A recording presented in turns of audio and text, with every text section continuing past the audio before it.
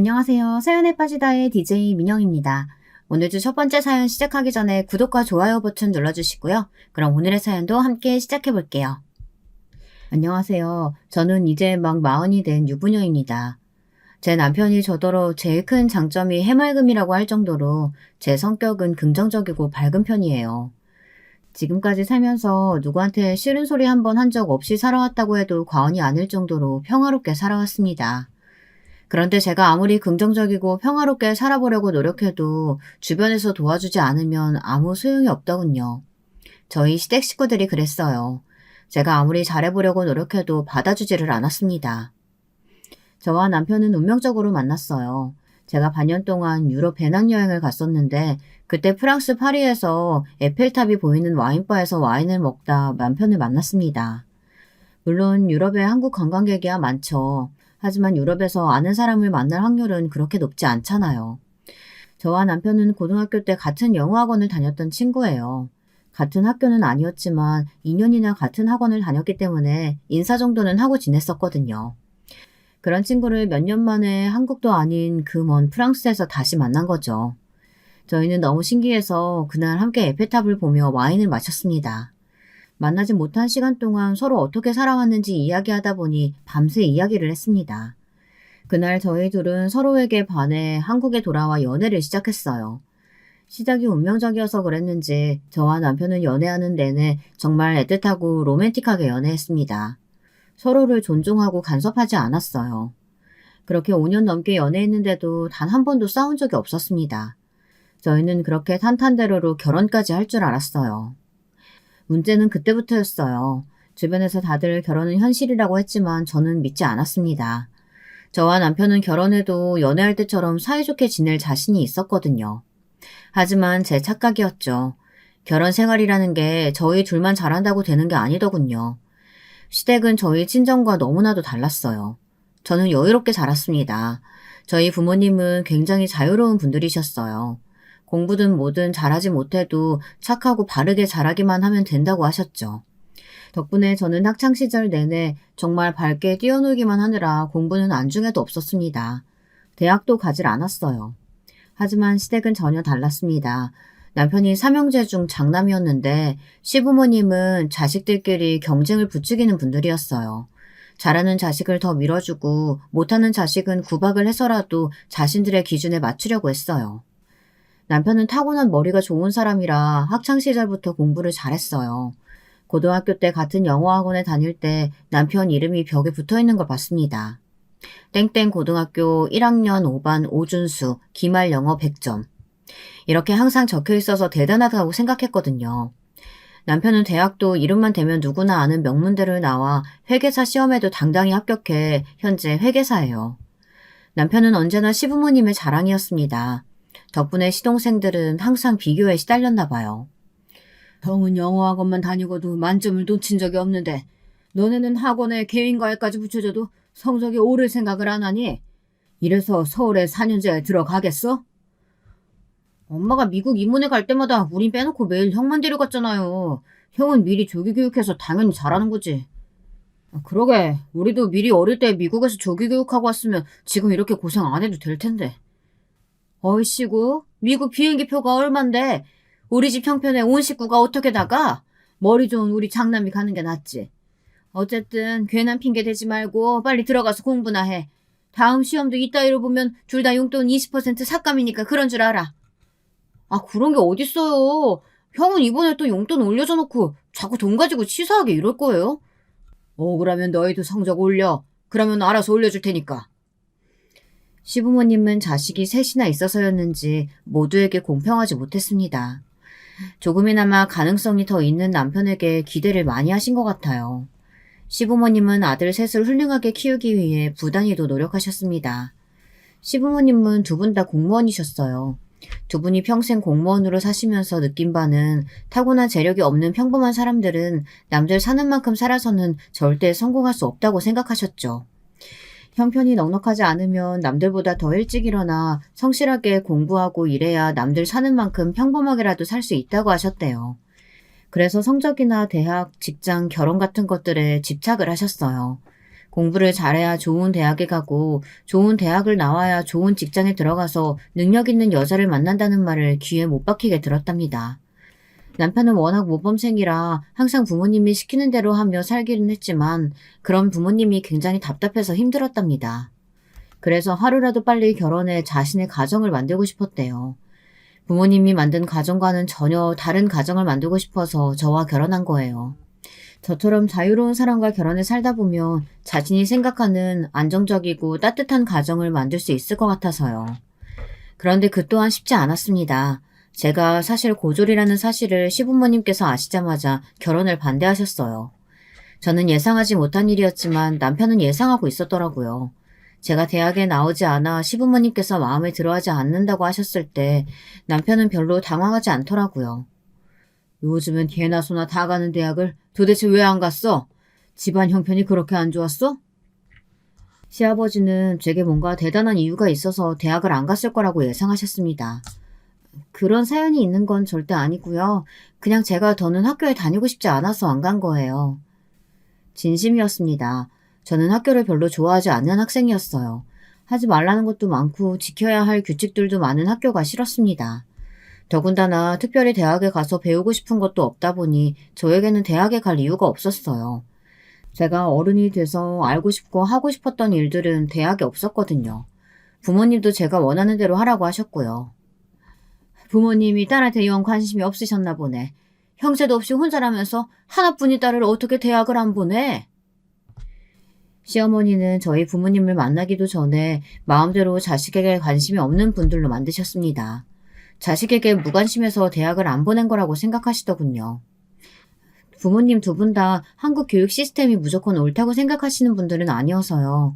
남들 다 간다고 따라서 가는 건 아니라고 하셨어요. 제가 한국에 살면서 지금까지 대학을 왜 안 갔냐는 말을 100번도 넘게 들었을 거예요. 언제부턴가 우리나라 사람들은 대학을 마치 의무교육인 것처럼 생각하는 것 같더군요. 그러다 보니 저는 이제 기계처럼 누르면 바로 답이 나왔어요. 제가 가기 싫어서 안 갔다고 말하면 대부분 더는 묻지 않았는데 시부모님은 좀 다르더군요. 시부모님은 제가 대학을 나오지 않았다는 게 굉장히 마음에 안 드시는 것 같았어요. 결혼을 반대하실 정도로요. 실제로 시부모님은 처음에 결혼을 반대하셨습니다. 나중에는 결국 허락하시긴 했지만 결혼 이후에도 같은 문제로 계속 이야기하실 정도로 중요하게 생각하기는 하셨어요. 거기서 끝이 아닙니다. 시부모님뿐만이 아니라 다른 시댁 가족들도 비슷했어요. 남편이 장남이긴 하지만 시동생 둘이 저희보다 더 먼저 결혼했어요. 그래서 저는 결혼하자마자 동서가 이미 둘이나 있었습니다. 말씀드렸죠. 시부모님은 자식도 비교하며 차별하는 분들이라고요. 그래서 그런지 동서들 텃세가 대단했어요. 결혼식 날짜를 잡고 처음으로 시댁에 놀러가 식구들과 다 같이 모여 식사를 했는데 잠깐 제가 화장실을 다녀오는 사이 동서 둘이 주방에 앉아 제 이야기를 하고 있더군요. 어머님 아버님이 아주 장남이라면 꿈뻑 죽고 자랑만 하시길래 얼마나 대단한 며느리 보시려나 했더니만 고졸의 백화점 판매원이 뭐야. 나 참 진짜 어이가 없어서. 그러니까요. 매일 우리한테 당신들 아들들보다 안 좋은 대학 나왔다고 맨날 구박하시면서 어떻게 고졸 며느리를 다 볼 생각을 하셨대요? 시부모님이 아들과 며느리 가지고도 별의별 소리를 다 하셨는지 동서들 불만이 이만저만이 아니더군요. 혹시 임신이라도 한 거 아닐까? 그게 아니고서야 우리 시부모님 같은 분들이 어떻게 저런 며느리를 보냐고. 그러게요. 임신 아니면 우리 아주버님 저 여자한테 무슨 약점이라도 잡히신 거 아니에요? 제가 손이 동서라는 게 마음에 들지 않은 건지 왜들 저렇게 말이 많은가 싶더군요. 동서들은 제 험담을 하며 뭐가 그렇게 재밌는지 실실 웃었습니다. 저는 그냥 모르는 척하고 넘어갈까도 했어요. 하지만 앞으로 가족이 될 사이인데 오해를 만드는 것보단 사실대로 이야기하는 게 나을 것 같아 주방으로 들어가 인기척을 냈습니다. 지나가다가 우연히 들었는데 아무래도 내 얘기하는 것 같아서요. 나 임신 안 했어요. 준석 씨랑은 사랑해서 결혼하는 거예요. 어머 형님 어떻게 인기척도 없이 나타나고 그러세요? 아 깜짝 놀랐네. 동서들은 갑작스러운 제 등장에 놀라 어쩔 줄 몰라 했어요. 거기다가 제가 자신들이 하는 이야기를 다 들은 걸 알면서도 사과 한마디 하질 않더군요. 그때 알아야 했습니다. 이 집안 사람들이 보통이 아니라는 걸요. 사실 미리 알았다고 해서 제가 뭔가 단단히 준비하고 시집을 가지는 않았겠지만 그래도 그때라도 알았다면 결혼을 조금 더 신중하게 생각하지는 않았을까 싶기도 해요. 사실 그 정도는 애교였거든요. 결혼할 때까지도 저는 마냥 행복해서 앞으로 제 앞에 펼쳐질 일들은 꿈에도 몰랐습니다. 결혼식을 치르고 첫 명절이 돌아오자마자 모든 일이 현실로 다가왔어요. 한 집안의 맏며느리라는 자리가 쉬운 일이 아니더군요. 결혼 전 친정에서는 명절이면 항상 조부모님 산소에 갔다 부모님과 여행 다니는 정도였어요. 그런데 시댁의 명절은 제가 전혀 모르는 새로운 세계였습니다. 1년에 여러 번 제사를 지내는 정도는 아니었지만 그래도 1년에 2번 설과 추석에 제사를 지내셨어요. 시아버지가 장남이셔서 시댁에서 제사를 지냈죠. 명절 새벽이면 시아버지의 형제분들이 시댁으로 오기 때문에 그 전날 모든 음식 준비를 해야 했습니다. 저는 모두 다 처음 하는 일이라 시어머니 옆에서 뭐든 따라서 해보려고 노력했어요. 생각보다 할 일이 너무 많더라고요. 동서들까지 해서 여자 넷이 준비하는데도 일이 끝날 기미가 보이지를 않았습니다.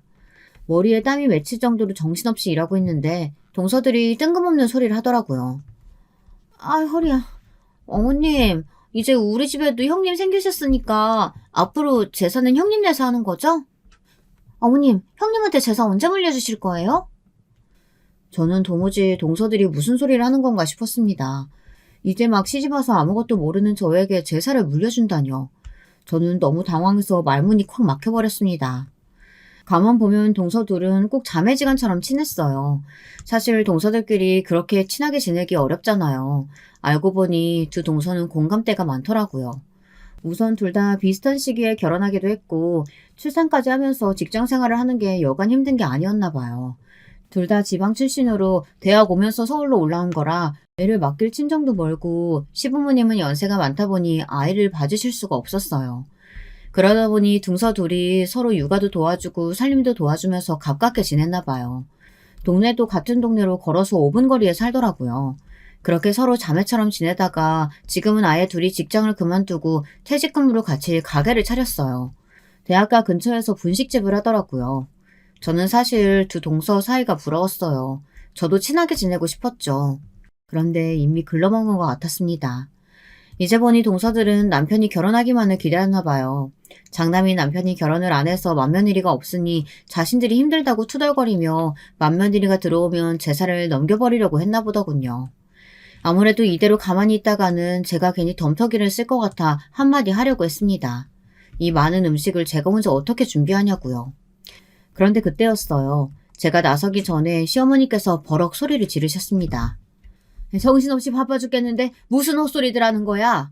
큰애가 맏며느리긴 해도 이제 막 시집와서 제사의 제자도 모르는 애한테 하나라도 더 알려주려고는 하지 못할 망정? 넷이 하기도 벅찬 제사를 떠넘기려고 해? 너희 지금 세 사람 들어왔다고 텃세 부리니? 안 그래도 제삿날이라 시어머니께서 예민하신 와중에 동서들이 계란 소리까지 하니 시어머니께서 화가 많이 나신 것 같더군요. 조상님 드시는 음식 만들면서 며느리들이 하기 싫은 티 내면 조상님들 다 하셔. 너희들 그렇게 제사 음식 하기 싫으면 앞으로는 다 오지 마라. 내가 혼자 해도 되니까. 저는 다행이다 싶었습니다. 동서들은 좀 얄미워도 시어머니께서 제 입장을 빨리 해결해 주신 덕분에 제가 굳이 나서서 이야기하지 않아도 되니 다행이더군요. 어머니도 참, 제가 음식하기 싫어서 이러겠어요. 그냥 형님 긴장하시라고 농담 좀 한 거죠. 시어머니가 계셔도 저에게 제사를 넘기니많이 헛소리들을 하길래 동서들이 시어머니도 안 무서워하는 줄 알았더니 그건 아닌가 봐요. 시어머니의 호통 한 방에 동서들은 다들 몸을 사리더군요. 저는 시어머니에게 혼도 났으니 동서들이 더는 제 앞에서 까부는 일이 없겠지 했습니다. 그런데 아니더군요. 명절 이후에 동서들이 저를 은근 따돌렸어요. 가끔 볼 때마다 은근슬쩍 제가 모르는 이야기들을 하면서 저를 끼워주지 않으려고 했어요. 동서들은 저보다 몇 년씩 일찍 결혼해서 아이가 다 하나씩 있었어요. 저도 주변에 결혼하고 아이를 키우는 친구들이 많아서 웬만한 육아에 대해서는 다 알고 있는데 툭하면 동서들은 저는 모르는 이야기라고 하면서 안 끼워주려고 했어요.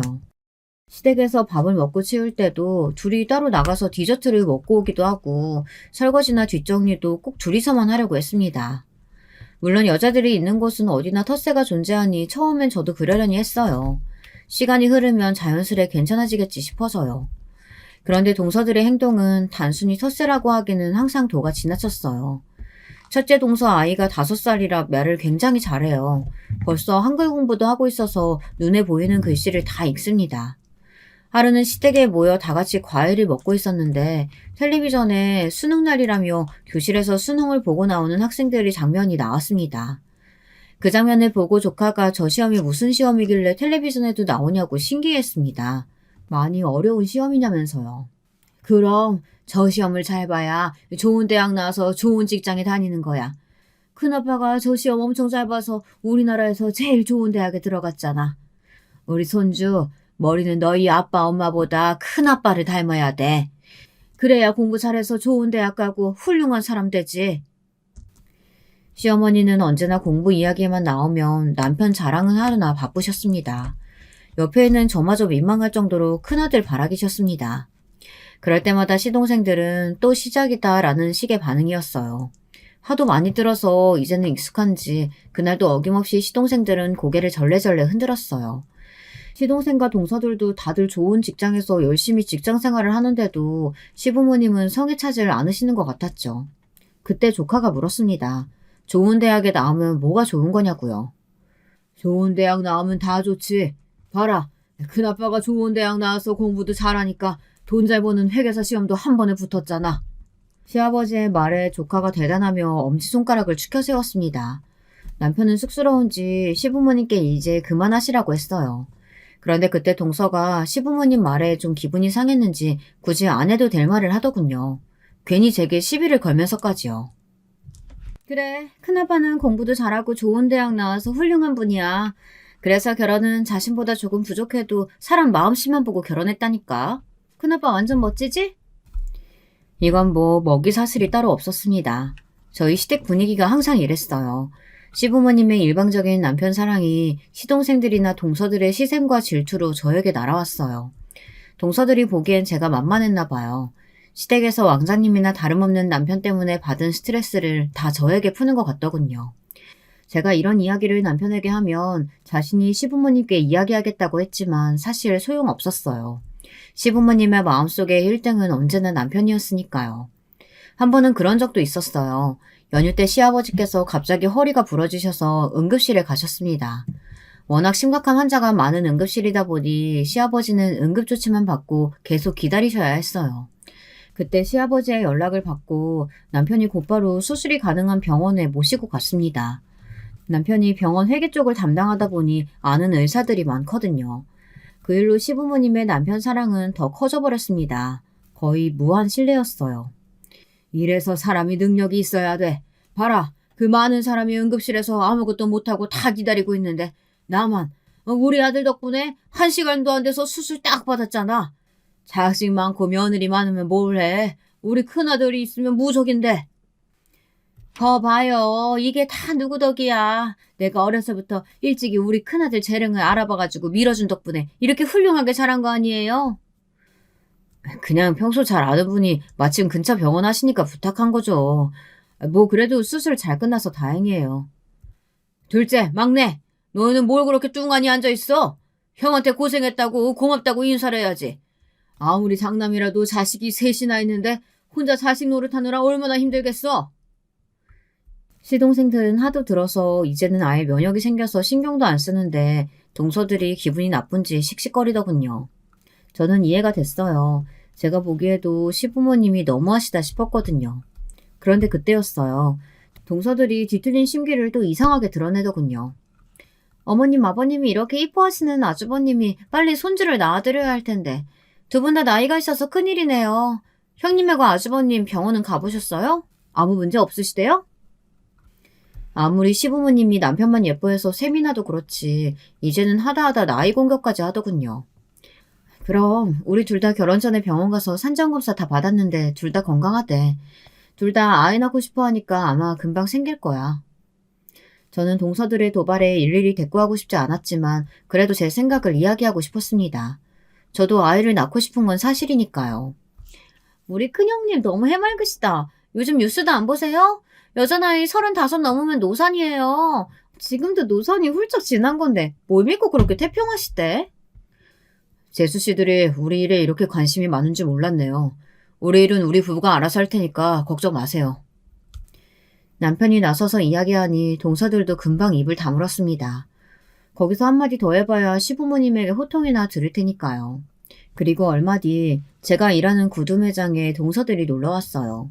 저는 둘이 쇼핑 나왔다가 들렀나 보다 싶어 반갑게 아는 척을 했습니다. 그런데 동서들은 뭔가 떨떠름한 표정으로 매장을 들어오더라고요. 제가 원래 이런 중저가 신발은 잘 안 신는데 형님이 여기서 일하신다고 하니까 도저히 그냥 지나쳐서 다른 매장에 갈 수가 있어야죠. 저는 동서가 하는 말에 어이가 없어 다른 매장에 가서 사도 된다고 했습니다. 제가 동서들한테 구두 한 켤레 더 판다고 부자가 되는 것도 아니니까요. 그런데 더 기가 막혔던 건 동서들의 태도였습니다. 진열장에 전시된 구두를 이것저것 마구 만지더니 하나씩 거의 다 신어봤어요. 그러더니만 저더러 10켤레 정도나 되는 구두의 사이즈를 가져다 달라고 하더군요. 저는 동서들의 행동에 기분이 상했지만 애써 손님이라고 생각하고 대했습니다. 저도 10년 넘게 서비스직을 하면서 별의별 손님을 다 상대했으니까요. 동서들이 말한 구두를 다 찾아다가 주었는데 버젓이 발을 내밀더군요. 저더러 신겨달라는 거였습니다. 제가 허리가 안 좋아서 잘 못 구부려요. 형님이 전문가니까 좀 알아서 신겨주세요. 동서들은 둘 다 소파에 앉아서 수다를 떨며 발만 내밀었습니다. 저더러 다 신겨달라는 거였어요. 다른 매장은 커피도 주고 쿠키도 주고 하던데 형님네는 중저가라 그런 서비스도 없나 봐요. 동서들은 작정하고 온 거였어요. 저를 가지고 놀려고요. 저도 점점 화가 나서 더는 받아줄 생각이 없었습니다. 우리 매장은 VIP 고객들한테만 서비스해. 왜? 구두 살 돈은 있고 커피 마실 돈은 없어? 내가 커피 사다 줘? 어머, 형님 말 되게 이상하게 하신다. 저희가 설마 그럴 돈이 없어서 이러겠어요? 이래서 형님네 브랜드가 아직 준저가를 못 벗어나는 거예요. 서비스가 좋아야 고객들이 알아서 찾아오는 거지. 동서들, 다른 매장에 가서도 이러는 거 아니지?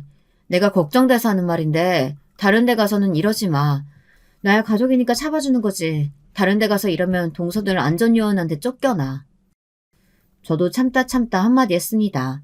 이건 구두를 사러 온 게 아니라 분명 저를 괴롭히러 온 게 분명하니까요. 그 말에 첫째 동서가 소파에서 벌떡 일어나더니 제 팔을 잡더군요. 형님도 누가 보면 저희가 형님 매장에 진상이라도 떨러 온 줄 알겠어요? 제가 다른 명품 구두 매장 다 놔두고 형님네 구두 팔아주겠다고 동서까지 데리고 여기 왔는데 그거 좀 도와주는 게 그렇게 귀찮으세요?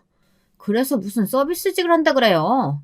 이래서 직원은 확보해보고 뽑아야 한다니까. 대학도 못 갈 정도로 공부도 안 했으니 무슨 일에 대한 열정이 있겠어? 동서는 자기가 뭐라도 되는 줄 아는지 선을 단번에 넘어버리더군요. 저는 도저히 들을 수가 없었습니다. 동서, 지금 말 다 했어? 동서가 나에 대해 뭘 한다고 함부로 짓거려. 저는 순간 이성을 잃고 동서 머리끄댕이를 잡으려고 달려들었습니다. 그때 막내 동서가 지금 뭐 하는 거냐며 저를 말리지 않았다면 저는 정말 동서 머리를 잡고 마구 흔들었을 거예요. 그날 이후 저와 동서들 사이는 아예 틀어졌습니다. 처음에는 저도 손윗사람으로서 어떻게든 잘 지내보려고 했어요. 시부모님이 좀 유난하게 남편을 대하시고 시동생들을 차별하더라도 그러려니 하고 자식들끼리는 잘 지내야 하지 않나 싶어서요. 그런데 동서들은 절대 그럴 생각이 없어 보였습니다. 어느 날이었어요. 시아버지가 허리 수술을 하신 이후 갑자기 경과가 안 좋아지셔서 병원에 꽤 오래 계셨습니다. 거의 한 달을 계셨어요. 시어머니가 시아버지 간호하느라 계속 병원에 계시다 보니 이것저것 챙겨야 할 일이 많았죠. 필요한 것들이 있으면 병원에 가져다 드려야 했고 병원에서 쓰시던 물건들을 받아와 정리하는 일도 있었습니다. 거기다가 집도 오래 비우다 보니 집안 청소나 냉장고 정리를 해달라고 하셨어요. 크게 힘든 일도 아니니 굳이 동서들이나 시동생들에게 이야기하지 않고 제가 알아서 했습니다. 그리고 갑자기 길어진 병원 생활에 시어머니도 많이 힘들어하셔서 남편이 쉴 때면 교대에서 병원에 들어가 있기도 했어요. 저는 길어봐야 한 달이니 우리가 알아서 하면 되겠지 싶었는데 남편은 은근 저에게 미안했나 봐요. 앞으로는 시동생들에게 이야기할 테니 저더러 병원에 오지 않아도 된다고 했습니다. 각자 다 일로 바쁜데 형제들끼리 알아서 하겠다고요. 저는 괜찮다고 했지만 남편은 자신이 아무리 장남이라고 해도 무조건 저희가 알아서 해야 할 일은 아닌 것 같다고 했습니다. 자식이 셋이나 있는데 번갈아 가면서 할 수도 있는 거라고요. 듣고 보니 저도 남편 말이 맞는 것 같았습니다. 일이 어렵고 귀찮아서가 아니라 시부모님 연세도 이제 있으시니 이런 일이 계속 있을 거예요. 이제 시작이겠죠. 그럴 때마다 항상 저희가 알아서 하다 보면 나중에 시동생들이나 동서들은 전혀 신경 쓸 것 같지 않았어요. 더군다나 시어머니도 병원 생활이 길어지시니 많이 힘들어 하셨습니다. 이러다가 내가 먼저 병이나 죽겠어. 덩치도 산만한 남자가 허리를 못 쓰니 옆에서 연신 안고 부축해야 해가지고 내 어깨가 아작날 지경이야. 아들이 셋이나 있으면 뭐라니. 이 늙은이가 다 해야 되니. 어머니, 그래서 제가 간병인 쓰자고 했잖아요. 지금이라도 제가 간병인 알아볼게요. 으이그, 너희 아버지가 간병인은 죽어도 싫다잖아. 제가 주말에는 교대하러 올게요. 그때까지 밥 잘 챙겨 드세요. 아니다. 내가 힘들어서 괜히 우리 장남한테 괜한 소리를 했네. 다들 먹고 사느라 바쁜데 나 신경 쓰지 말어. 내가 알아서 할게. 남편은 이래저래 신경 쓸 일이 많았어요. 시어머니도 힘든 일이 있을 때마다 남편을 많이 의지하셨으니까요. 그런데 남편이 주말에 회사에 급한 일이 생겨 한 주만 시동생에게 부탁했습니다. 시어머니께서 병원 생활을 너무 힘들어 하시니 이번 주말만이라도 좀 들어가 줄 수 없겠냐고요. 그런데 시동생은 자기가 거길 왜 들어가냐는 투였습니다. 내가 거길 어떻게 들어가? 형은 애가 없어서 모르나 본데 애들은 아빠 쉬는 날만 기다리고 있어. 같이 놀려고. 난 주말에 애 봐야 돼서 안 되니까 막내한테 물어봐. 그때 남편과 시동생이 통화하는데 옆에 있던 동서가 시동생 핸드폰을 빼앗았답니다. 막내도 이제 막 애가 돌지났는데 똑같죠. 아주버님은 애도 없으시면서 그냥 좀 하면 되지. 그거 꼴랑 이틀 병원에 들어가는 게 뭐라고 동생들한테 떠넘기세요. 재수씨, 떠넘긴다고요? 부모님 모시는 일을 장난만 하라는 법이 있는 것도 아니고 제가 이번 주에 중요한 미팅이 잡혀서 그런 건데 자식으로서 다 같이 좀 도와주면 안 돼요? 재수씨 말처럼 그거 꼴랑 이틀 별것도 아닌데. 남편은 처음으로 동서에게 언성을 높였습니다. 지금까지 동서들이 시부모님 앞에서나 제 앞에서 건방지게 굴 때도 남편이 몰라서 참고 있었던 게 아닙니다. 사실은 벼르고만 있었어요. 시부모님이 워낙 남편을 편애하는 걸 남편도 잘 알기 때문에 시동생들이나 동서들 입장에서 서운할 수도 있겠다 싶어 참았대요. 하지만 그날 보니 시동생이고 동서고 자식으로서의 기본 도리를 전혀 모르는 것 같아 제대로 알려줘야겠다 싶었답니다. 시아버지가 병원에서 퇴원하자마자 남편은 저희 집으로 형제들을 다 불러놓고 식사를 하며 지금까지 하고 싶었던 말을 다 했습니다. 아무리 다들 일이 많고 바빠도 아버지가 편찮으셔서 병원에 입원해 있으면 자식된 도리로 걱정하고 들여다보는 게 당연한 일이지 말 같지도 않은 핑계를 갖다 붙이면서 모르는 척 시치미를 떼면 되겠느냐고요. 그러자 큰 동서가 또 나섰어요. 아주버님, 저번부터 자꾸 말씀 이상하게 하시네요. 같은 자식이라도 부모에게 받은 대우가 다른데 어떻게 똑같이 부모에게 잘할 수가 있겠어요. 그리고 그거 한 달 부모님께 신경 좀 쓰셨다고 되게 생색내시네요. 동서, 아무리 기분이 상해도 시아주머님한테 생색이라니. 동서야말로 저번부터 왜 자꾸 말을 그런 식으로 해? 그럼 집안일은 다 장남이 알아서 하는 거고 다른 자식들은 나 몰라라 해도 된다는 거야? 용수님은 우리 집안에 시집 온 지 얼마나 됐다고 나서세요. 제 아내랑 막내 대수씨가 형수보다 결혼한 지 다 오래됐어요. 형수보다 우리 집 일은 더 잘한다고요. 너 지금 형수한테 무슨 말버릇이야? 당장 사과 안 해? 오랜만에 같이 식사하고 기분 좋게 이런저런 이야기를 나누며 시부모님 일도 상의하려고 한 건데 분위기는 삽시간에 나빠졌습니다. 시동생들과 동서들끼리 작정하고 편을 먹고 저와 남편을 못 잡아먹어 안달이더군요. 저와 동서들 사이도 문제였지만 아무래도 남편과 시동생들 사이도 오래 묵은 감정들이 쌓여서인지 말이 잘 통하지 않았습니다. 어릴 때부터 여러모로 뛰어난 남편이 부모님의 지원을 많이 받기도 했지만 성인이 돼서도 그랬나 봐요. 시동생들은 시부모님이 원하시던 대학에 들어가지 못했다는 이유로 등록금도 1학년 때까지만 지원해 주시고 그 다음 해부터는 알아서 하라고 하셨대요. 아무리 내가 부모라도 이름도 처음 들어보는 대학에 등록금까지 다 내줘야겠냐? 그래도 자식이니 내가 1학년까지는 어떻게든 도와주겠는데 2학년 때부터든 대출을 받든 아르바이트를 해서 네가 알아서 해라. 등록금을 못 내줄 정도로 집안 사정이 힘들었던 것도 아닌데 명문대가 아니라는 이유로 시부모님은 시동생들 등록금까지 내주지 않으셨답니다. 더군다나 당시에 남편이 회계사 시험 준비를 시작하던 시점이었는데 시부모님은 남편이 말하지 않아도 알아서 시험 준비를 하라며 고시험비와 학원비를 선뜻 내주셨대요. 시동생들은 등록비 벌겠다고 하루에 2탕, 3탕 아르바이트를 다니는데 말이죠. 그뿐만이 아니에요. 결혼할 때도 말들이 많았습니다. 시부모님께서 현재 사시는 집 말고 작은 아파트가 하나 더 있으세요. 시동생들은 당연히 자신들이 결혼할 때 누구에게라도 주실 줄 알았는데 시동생 둘이 결혼할 때까지 아무에게도 그 아파트를 준다는 소리를 안 하신 거예요. 시동생들은 다 작은 빌라 전세부터 시작했거든요. 그러다 보니 저와 남편이 결혼할 때 시동생들은 신혼집 문제로 굉장히 예민했습니다. 평소 시부모님의 행동으로 보면 당연히 남편에게 아파트를 주실 게 뻔했으니까요. 시동생들은 저희가 있는 앞에서도 대놓고 말했어요. 설마 우리 아파트 형 주려는 거 아니죠? 나랑 둘째 형이랑 둘 다 결혼하고 애까지 있는데도 전세 사는데 형만 아파트 주면 나 진짜 가만히 안 있을 거예요. 이 녀석 말하는 것 좀 봐. 네가 가만히 안 있으면 어떻게 할 건데? 부모한테 따지기라도 하겠다는 거야? 시동생 말에 시어머니는 괘씸해하셨습니다. 어떻게 하긴 앞으로 자식 노릇은 형한테만 하라고 할 거야. 나랑 둘째 형은 어머니 아버지 일에 일절 상관 안 할 거라고. 시아버지께서 시동생들에게 쓸데없는 소리 한다며 호통치시는 바람에 막내 시기 어린 투정으로 대충 넘겼지만 저와 남편은 대충 넘길 수가 없었습니다. 왜냐하면 시부모님께서 정말 그 아파트를 저희에게 주실 생각이었거든요. 사실 아들이 셋인데 가장 늦게 결혼한 저희가 시부모님 아파트를 덥석 받는 건 당연히 말도 안 된다고 생각했어요. 그래서 저와 남편은 시부모님께 손을 벌리지 않고 저희 둘이 알아서 신혼집을 구했습니다. 집안에 괜한 분란을 만들고 싶지 않아서요. 그리고 얼마 뒤 남편이 시부모님께 말씀드렸습니다.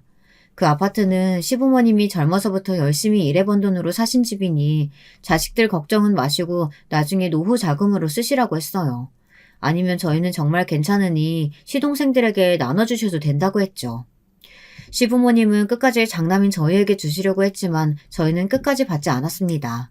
그래서 결국엔 나중에 그 아파트가 팔리면 똑같이 셋이 나눠준다고 하셨던 것 같더라고요.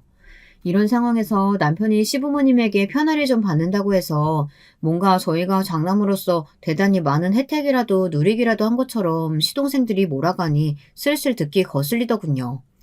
그날 이후 형제들 간의 사이가 확실히 달라졌습니다. 그전에도 사이가 좋은 건 아니었지만 확실히 어색해졌어요. 그러던 와중에 저희 부부에게 좋은 일이 생겼습니다. 제게도 아이가 생겼어요. 사실 결혼하고 나서부터 아이를 가지려고 많이 노력했는데 잘 생기지 않아 마음 졸이고 있었거든요. 결혼한 지 딱 1년이 지났을 무렵 자연스레 아이가 저희에게 찾아왔습니다. 시부모님은 너무도 좋아하셨어요. 둘 다 나이가 있어서 좀 걸릴 줄 알았는데 그래도 40 전에 생겨서 다행이라고 하셨죠. 힘들게 생긴 만큼 몸조심해야 한다고 걱정이 많으셨어요. 다들 축하하는 와중에도 동서들은 임신한 저를 볼 때마다 한 소리씩들 했습니다. 형님만 보면 한숨이 절로 나오네요. 저도 한창 때인 20대 때 낳고 키웠는데도 힘들어서 둘째는 꿈도 못 꾸는데 형님은 이제 생겨서 도대체 언제 다 키운대요? 그러게요. 애 학교 들어가서 한참 사춘기 때 형님 나이 50이라니. 아이 친구들이 엄마가 아니라 할머니라고 놀리면 어떡해요? 동서들은 도대체 뭐가 재밌는지 자기들끼리 깔깔거리며 웃었습니다. 저는 이제 이 정도로는 화도 나지 않았어요. 제가 나이가 많은 것도 사실이고 애가 학교 갈 정도로 크면 제가 50대인 건 사실이니까요. 더군다나 병원에 갈 때마다 의사 선생님에게 듣는 소리가 노산이라는 말이었어요. 산모가 나이가 많으니 걱정할 게 한두 개가 아니더라고요. 저는 임신한 지 2달도 채 되지 않아 회사를 그만둬야 했습니다. 제가 백화점에서 일하다 보니 서서 일하는 시간이 많아요. 저는 매일 하는 일이니 힘든 줄도 모르고 했는데 뱃속 아기는 힘들었나 보더군요. 살짝 하혈해서 병원에 갔더니 유산기가 있다고 당분간 안정을 취해야 한다고 했어요. 20년 가까이 해온 일을 그만두려고 하니 마음이 서운하고 속상했어요. 하지만 제 뱃속에 생긴 아이를 위해서라면 포기해야 했습니다. 저는 일을 그만두고 정말 집에만 있었어요. 지금은 뱃속의 아이를 지키는 일이 가장 중요하니까요. 언제 아이가 커서 배 밖으로 나올까 싶었는데 그래도 시간은 흐르긴 흐르더군요. 저는 아이를 낳고 전보다 훨씬 안정적으로 변했습니다. 남들은 아이를 낳으면 잠도 못 자고 먹지도 못해서 너무 힘들다는데 저는 오히려 아이가 뭐래도 다 이쁘고 온 세상이 다 아름답게만 보이더라고요. 아이와 함께 보내는 시간이 모두 다 좋았습니다. 그래서 20년이나 다니던 직장을 그만뒀다는 사실도 크게 아깝지 않았어요. 아이의 커가는 모습을 하루하루 눈에 담을 수 있다는 것이 저에게는 큰 의미가 있었거든요. 그런데 그런 저의 행복한 시간을 방해하는 사람들이 있었습니다.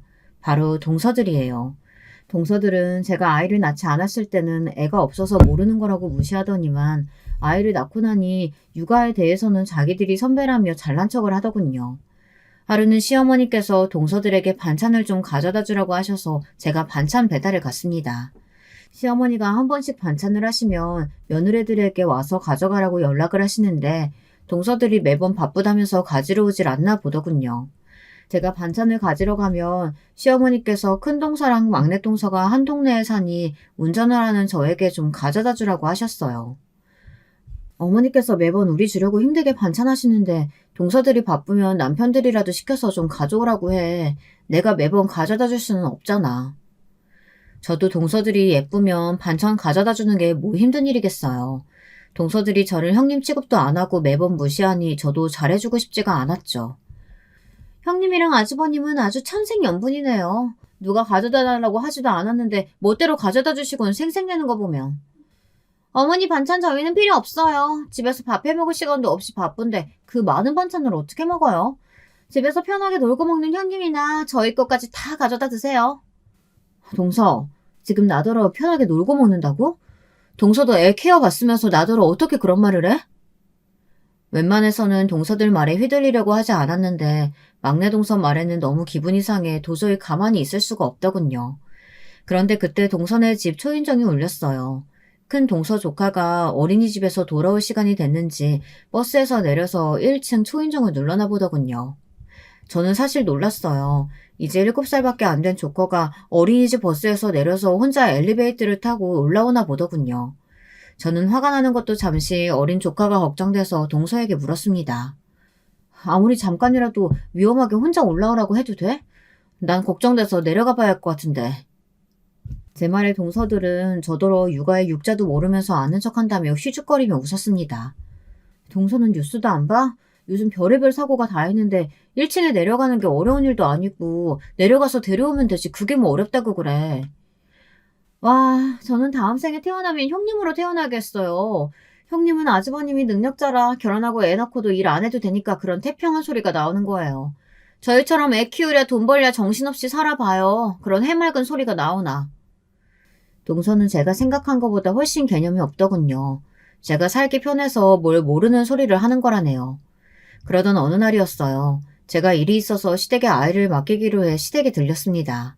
제가 시댁에 아이 맡기는 일이 처음이다 보니 저는 며칠 전부터 시어머니에게 미리 연락을 해뒀어요. 다행히 시부모님께서 흔쾌히 봐주신다고 해서 저는 가벼운 마음으로 갔습니다. 그런데 생각지도 못한 일이 벌어졌어요. 시댁에 갔더니 웬일로 동서들이 와 있더군요. 시어머니가 그렇게 오라고 해도 시댁에 코빼기도 안 보이던 사람들이 웬일인가 싶었죠. 더군다나 둘 다 가게에 나갔을 시간인데 무슨 일인가 했습니다. 그런데 어쩐지 분위기가 이상했습니다. 시어머니도 평소와 달리 표정이 어두웠어요. 형님, 오늘 어머님한테 애 맡기기로 하셨어요? 막내 동서가 뜬금없이 제게 시댁에 애를 맡기기로 했냐고 쌀쌀맞게 쏘아붙이더군요. 저는 동서 말투에 이미 기분이 상해서 그렇다고 왜 그러냐고 했습니다. 집에서 노는 형님이 무슨 중요한 일이 있다고 애를 맡겨요. 오늘 가게에 단체 손님이 있어서 우리 애하고 동서애 맡기려고 했는데 어머님이 형님의 봐주기로 하셨다잖아요. 이제 보니 동서들이 시어머니에게 애를 맡기러 왔는데 시어머님이 우리 애를 봐주신다고 하니 아주 심사가 뒤틀린 거였어요. 저도 웬만하면 좋게 말해주고 싶었지만 동서 둘이 항상 편먹고 싸가지 없이 구는데 저도 이제 질려버렸습니다. 좋게 받아주고 싶지도 않았어요. 단체 손님이 있었으면 미리 애 봐줄 사람을 구했어야지. 나도 오늘은 면접 보러 가야 해서 며칠 전부터 어머니께 부탁드려 놓은 거라 안 돼. 동서들이 다른 데 알아봐. 저는 뒤도 안 돌아보고 나올 생각이었습니다. 시어머니도 상황이 상황인지라 곤란하신 듯 보였지만 제 코가 석자라 어쩔 수 없었어요. 그때였습니다. 원체 싹바가지 없는 거로 대단한 동서가 가만히 있을 리 없었죠. 시댁을 나서려는 제 앞을 가로막더군요. 와, 형님, 정신 차려요. 형님 주제에 저 어린애 놔두고 지금 어딜 간다고요? 면접이요? 어느 회사에서 미쳤다고 고조를 뽑아요. 동서는 이제 시어머니가 옆에 계셔도 아랑곳하지 않고 선을 넘더군요. 형님이 다 늙어서 집에서 혼자 애 키우시더니 아무래도 육아 우울증이라도 오셨나 봐요. 그게 아니면 아주버님 일이 잘 안 풀리시나? 갑자기 무슨 면접을 보겠다고. 왜요? 백화점에서 주부사원이라도 뽑는데요? 동서들은 신이 나서 깔깔거렸습니다. 저는 어이가 없더군요. 동서들은 도대체 지금까지 어떻게 살아왔으면 저 정도로 정신이 나간 건가 싶었죠. 듣다 듣다 시어머니가 아무래도 안 되겠다 싶으셨는지 동서들에게 한마디 하시려고 하더군요. 저는 시어머니에게 괜찮다고 눈짓을 했어요. 저도 이제 더는 봐주지 않으려고요. 동서들 길을 아주 팍 꺾어놔야겠다 싶었습니다. 동서들이 지방 출신이라 아는지 모르겠네. 혹시 대우회사라고 알지? 나 오늘 거기 면접 보러 가. 인사팀 부장 자리로. 형님, 요즘 개그 배우세요? 저 지금 너무 웃겨서 빵 터졌잖아요. 대우회사가 미쳤어요? 형님 같은 고졸을 부장 자리에 뽑아줄게? 이거 어쩌지? 나 동서들 웃기려고 이러는 거 아닌데. 대우회사 대표가 바로 우리 아빠야. 나 우리 아빠 회사로 들어가기로 했어. 제 말에 순식간에 집안이 조용해졌습니다. 동서들은 둘이 서로 눈을 맞추더니 어색하게 웃었어요. 정말 그 모습을 봤어야 해요. 동서 둘 다 눈동자가 얼마나 세차게 흔들리는지 저도 모르게 웃음이 터졌다니까요. 형님, 진짜 사실이에요? 형님 친정아버지가 진짜 대회사 대표냐고요? 어이구, 너희는 속고만 살았니? 우리 큰며느리네 친정이 대우 맞아. 내가 우리 잘난 장남 아무 집에나 장가 보냈겠어? 동서들은 시어머니에게 직접 듣고 나서야 믿었습니다. 그러더니 한다는 말이 가관이었어요. 형님, 큰형님 친정 우리보다 별 볼 일 없다면서요. 그러니까 우리 마음대로 주물러도 된다고 하시더니 도대체 뭘 듣고 와서 그런 거예요? 내가 분명히 큰형님네 친정 부모님 경기도 어디서 일한다고 들었는데. 맞아. 우리 아버지 회사 본가가 경기도에 있어. 공장 부지도 경기도에 있고. 그랬습니다. 저희 시부모님이 어떤 분들입니까? 장남이라면 아주 덜덜 하시는 분이에요. 그런 분들이 저와 결혼을 어떻게 허락하셨겠어요. 저와 남편이 결혼할 때 시아버지 아파트에 욕심을 낼 필요가 없었던 게 저희 친정에서 이미 제 앞으로 해준 아파트가 있었어요. 서울 한복판에 40평대 아파트요. 그런 집을 떡하니 결혼하면서 가져왔으니 시부모님이 제가 아무리 고졸이라도 더는 반대하실 수 없었던 거죠. 그날 이후 동서들의 태도는 아주 180도 달라졌습니다. 그럴만도 했어요. 사실 시동생 둘 다 다니는 직장이 저희 친정아버지 회사와 같은 계열이에요. 전에 남편에게 들었는데 작은 시동생은 저희 아버지 회사에 면접을 본 적도 있는데 떨어졌다고 하더라고요. 형님, 우리 귀여운 조카 이제 이유식 먹기 시작했다면서요? 이유식 만들기 너무 힘드시죠? 제가 동서랑 이유식 만들어 왔어요. 이거 먹고 우리 조카가 좋아하면 앞으로 저희가 이유식은 싹 다 책임질게요. 저는 기가 막혀서 갑자기 왜 이러냐고 했습니다. 사실 그 속을 안 봐도 뻔하니까요. 가족 좋다는 게 뭐예요? 아기랑 둘이 힘드실 텐데 저희가 이 정도는 할 수 있죠. 그래서 말인데요. 우리 신랑 지금 직장 너무 힘들어서 옮기고 싶어 하는데 형님이 자리 좀 알아봐 주실 수 있어요? 벌시고 동서 뭐 하는 거야? 찬물도 위아래가 있는 거지. 우리 신랑 먼저 이야기하기로 했잖아. 먹고 사는데 위아래가 어딨어요, 형님. 우리 신랑은 자격증도 엄청 많아요. 거기다가 저희 신랑이 더 젊잖아요. 동서들은 둘 다 제 앞에서 개그를 하려고 작정을 하고 왔는지 둘이 아주 꽁트를 하고 있더군요. 저는 어이가 없어서 고개를 절레절레 저었습니다. 저를 괴롭힐 때는 둘이 아주 죽이 척척 맞더니만 남편 취직자리 앞에서는 어쩜 저렇게 간사한지 모르겠어요. 이유야 어찌됐든 그날 이후 저는 너무 편해졌습니다. 제가 아버지에게 시동생들 자리를 좀 부탁해보겠다고 했거든요. 동서들은 정말 제 어깨만 안 주물렀지 얼마나 잘하는지 몰라요. 남편이 동서들이 제게 잘하는 모습을 보고 이럴 줄 알았으면 진작 장인어른 회사를 알려줄 걸 그랬다며 재밌어 하더군요. 시동생들이 저희 아버지 회사에 입사를 해서 저에게 고마워한다고 해도 지금까지 서로 헐뜯으며 미워하며 보낸 시간이 사라지는 건 아니지만 그래도 전보다는 나아지지 않을까 작은 기대를 하고 있습니다. 물론 이유식이나 만들어주고 아양이나 떤다고 해서 동서들이 저에게 버릇없이 군 게 다 용서가 되는 건 아니지만요. 그래도 앞으로 가족들끼리 조금 더 화목해진다면 그거로 만족하려고 합니다. 지금까지 저의 긴긴 이야기 끝까지 들어주셔서 감사해요. 여러분의 가정에도 우여곡절이 있다면 좋은 방향으로 해결되시길 바라겠습니다.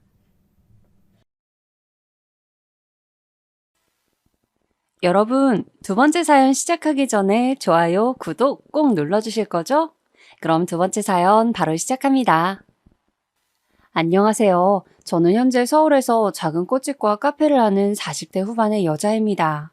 요즘 비수기라 가게가 바쁜 편은 아니라 평소에 유튜브로 사연을 많이 듣고 있었는데 듣다 보니까 제 사연도 제보하면 좋을 것 같아 제보하게 되었습니다. 저는 앞서 말했듯 서울에서 작게 꽃집과 카페를 합쳐서 운영하고 있고 남편과 사랑스러운 두 명의 딸과 행복하게 살고 있습니다. 하지만 제가 처음부터 이렇게 잘 산 것은 절대 아니고요. 저는 결혼 전에 정말 파란만장하게 진행이 되어서 그 사연을 제보하려고 합니다. 제 설명을 먼저 해보자면 저는 태어나기는 서울에서 태어났지만 자라는 것은 충청북도에 있는 작은 시골에서 자랐어요. 인구가 10만도 되지 않는 작은 군이었고 저는 집에서 늦둥이로 태어났습니다. 그래서 위로 언니와 오빠가 있는데 언니랑은 12살, 오빠랑은 16살 차이가 나서 집에서 사랑을 독차지하며 컸습니다. 어릴 때 기억은 5살 정도부터 생생히 기억이 나는데요. 언니 말로는 딱 그때쯤에 우리 부모님께서 은퇴하시고 시골로 내려왔다고 해요. 언니 오빠가 학교에서 돌아오면 같이 시냇가에 가서 물놀이도 하고 밭에 가서 배추도 뽑고 복숭아 나무에서 복숭아도 땄던 기억이 아직도 생생합니다. 부모님은 두 분 다 교수였는데 오빠를 낳는 것을 또래에 비해 늦게 낳았다고 하세요. 아무래도 교수여서 연구도 하시고 공부하느라 늦게 나왔다고 하시더라고요. 그러다 보니 제가 세상에 태어났을 때는 이미 두 분 다 은퇴하신 후였고 저를 공기 좋은 시골에서 키우고 싶으셨던 마음과 또 너무 젊었을 때 놀지도 못하고 공부만 하셨던 분들이라 한적한 곳에서 책을 집필하고 싶으셔서 내려오셨다고 들었습니다. 사실 저는 아버지에 대한 기억은 그렇게 큰 편은 아닙니다. 왜냐하면 아버지는 제가 아주 어릴 때 초등학교에 들어간 직후에 병으로 돌아가시게 되었기 때문입니다. 하지만 드문드문 기억의 한 구석에선 아버지가 저를 굉장히 예뻐하셨던 것은 기억이 나네요.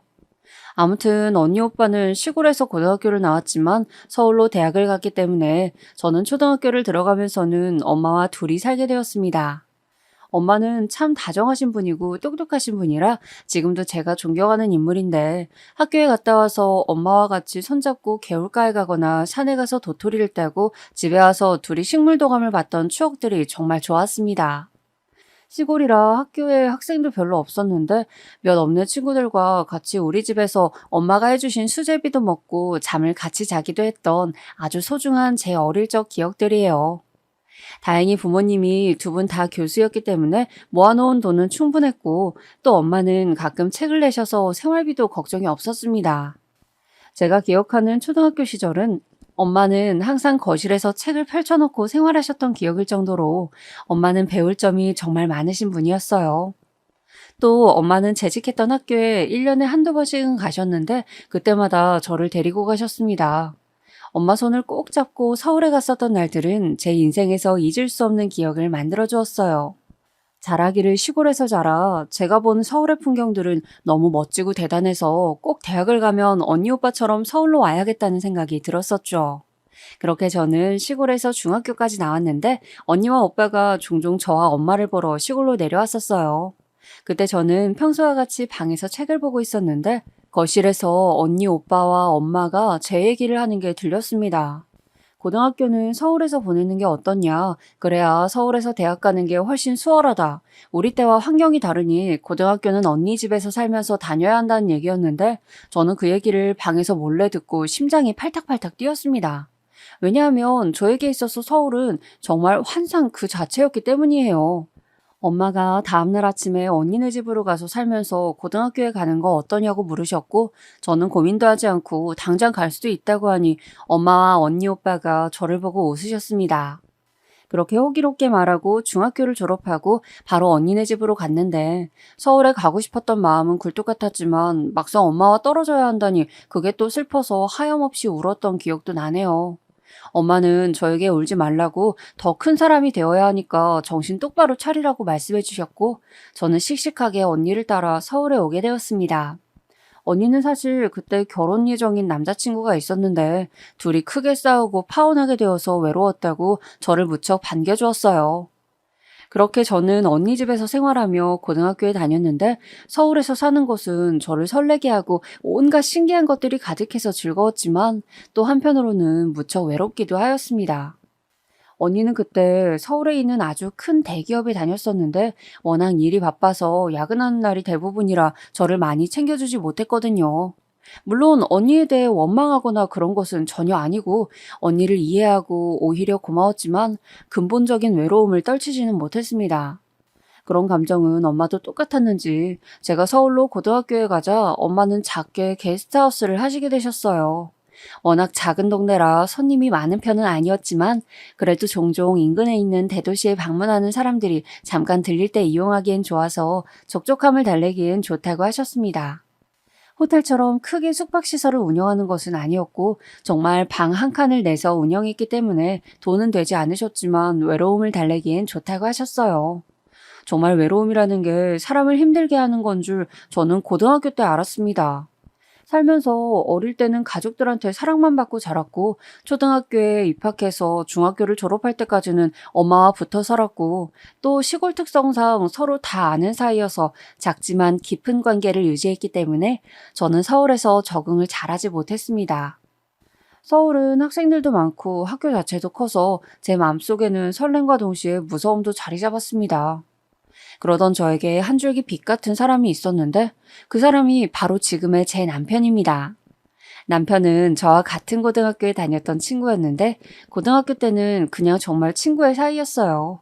저는 문과반을 선택했는데 남편도 문과였고 선택 과목이 똑같아서 3년 내내 같은 반이었습니다. 제가 시골에서 자라서 많은 사람 속에 있으면 울렁거리는 증상이 있어서 특히 고등학교 1학년 때 많이 힘들어했는데 남편이 그때 제 짝이었어요. 제가 수업 중에 울렁거려서 반을 뛰쳐나가면 본인도 같이 따라 나와서 제가 심호흡을 할 수 있게 같이 도와주던 아주 착한 사람이었습니다. 이 밖에도 제가 하교하면 친구가 없어서 외로우니까 혼자 도서관에 가서 책을 읽고는 했는데 남편은 그런 저를 따라와서 옆에 앉아서 같이 시간을 보내주었어요. 낯가림이 아주 심한 편인데 그런 남편 덕분에 고등학교 때 정말 많이 의지하면서 보냈습니다. 오히려 언니보다 남편이 같이 있던 시간이 길었고 엄마와 전화할 때 제가 남편 얘기를 너무 많이 하니까 엄마는 그때부터 제가 남편과 결혼할 것 같다고 하셨어요. 하지만 저는 연애는 무조건 대학에 가서 하라는 언니의 방침 때문에 남자친구가 저를 좋다고 해도 학생이 무슨 연애를 하냐 밀어냈고 남자친구는 그 말을 듣고 우리가 둘 다 대학에 갔을 때 저에게 고백했습니다.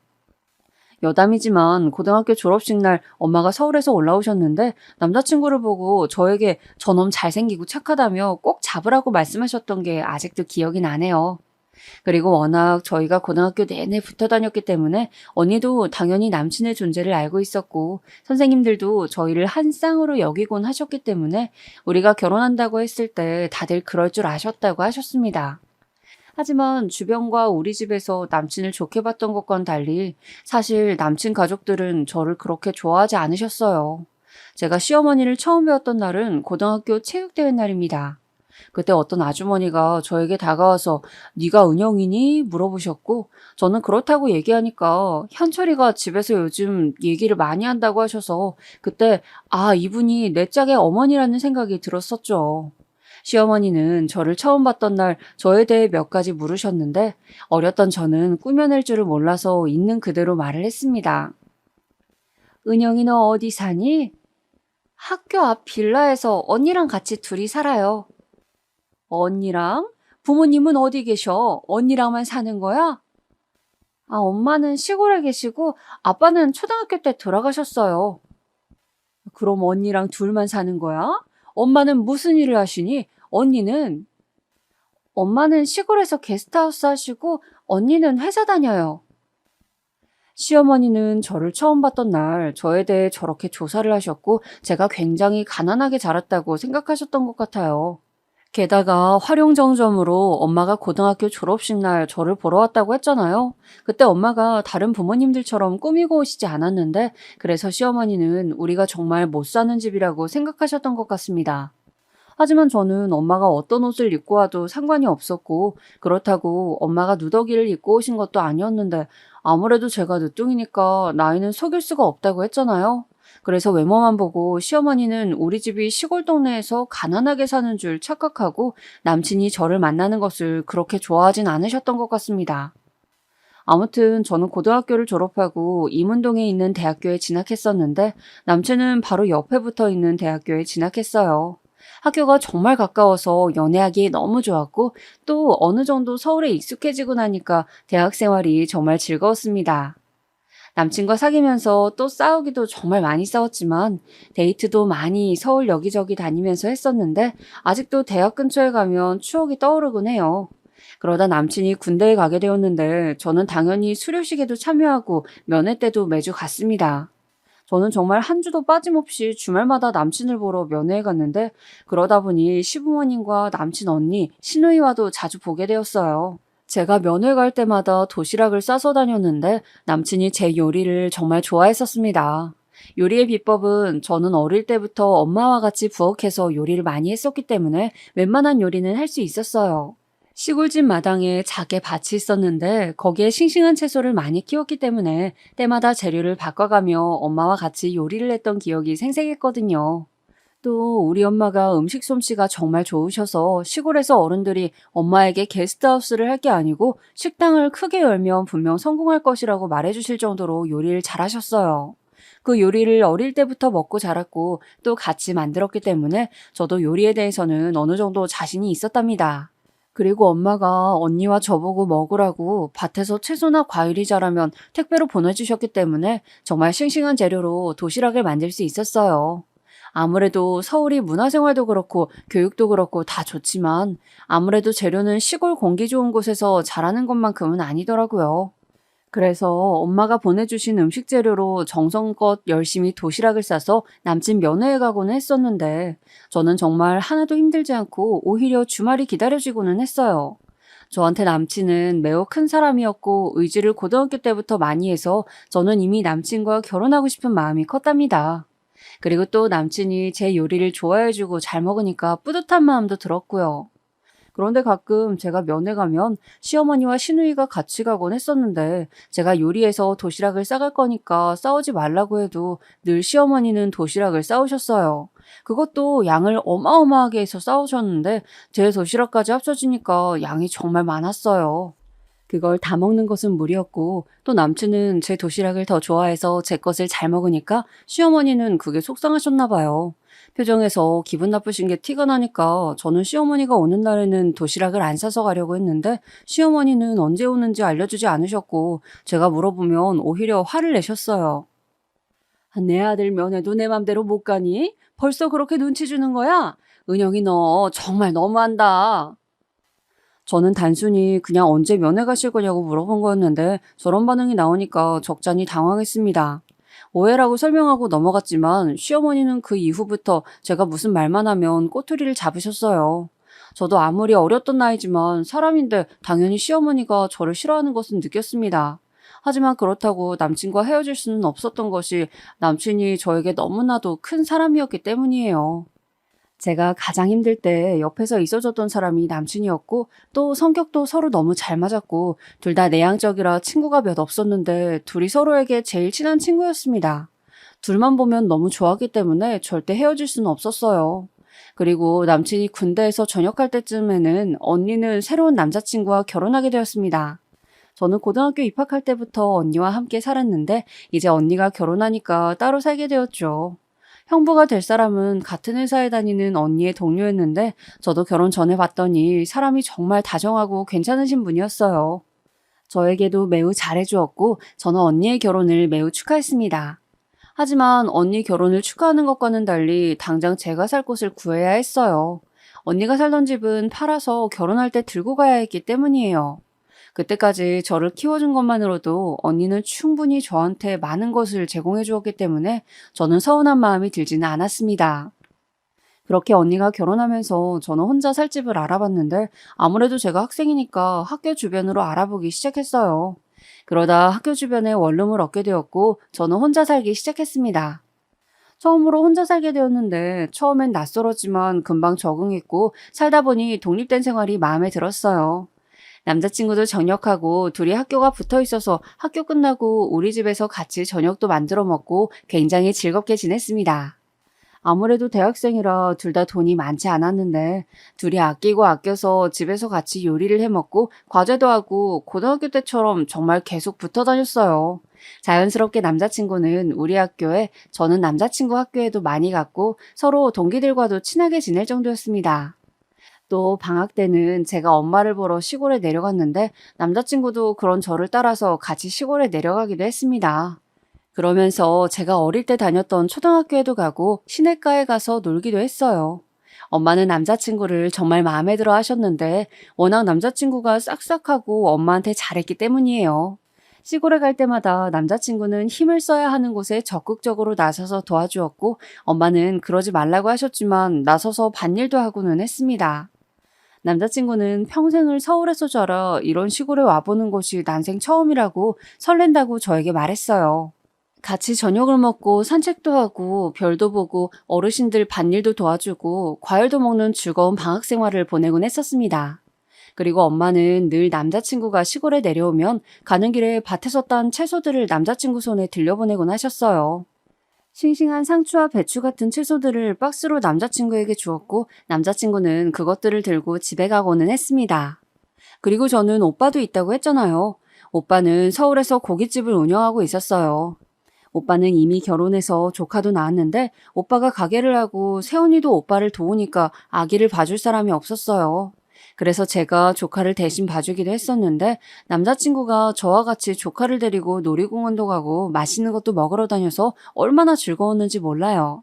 그렇게 조카를 데리고 다니면 오빠가 수고했다고 용돈도 주고 고기도 마음껏 먹을 수 있어서 저는 너무 좋았고 남자친구도 저에게 그 당시에 먼저 조카 보러 가자고 할 정도로 예뻐했기에 저희는 너무 즐거웠습니다. 평일에는 학교에 다니며 같이 과제하고 취업 준비도 하고 재미있게 놀고 주말에는 바쁜 오빠 부부를 위해 조카도 돌보고 용돈도 받으며 행복하게 지냈었는데 그걸 시어머니에게 들켰던 날이 있어요. 그날은 조카와 셋이 놀이공원에 가기로 한 날이었는데 남자친구가 집에 지갑을 놓고 왔다고 잠깐 들리자고 해서 같이 남자친구 집으로 가고 있었습니다. 그런데 정말 우연히 집 앞에서 시어머니와 시누이가 장을 보고 들어오고 있었고 우리랑 딱 맞닥뜨리게 되었어요. 시어머니는 저를 보고 달려와서 이 아기 정체가 뭐냐고 물어보셨고 저는 조카라고 말했지만 시어머니는 정말 조카가 맞냐고 저에게 말씀하시면서 도대체 우리 아들한테 왜 그러냐고 속상하시다고 하소연을 하셨습니다.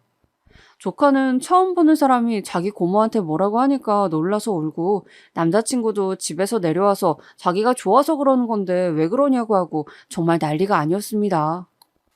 그렇게 원래 가기로 했던 놀이공원은 가지도 못하고 남자친구 집에 올라가서 저는 하루 종일 해명을 해야 했어요.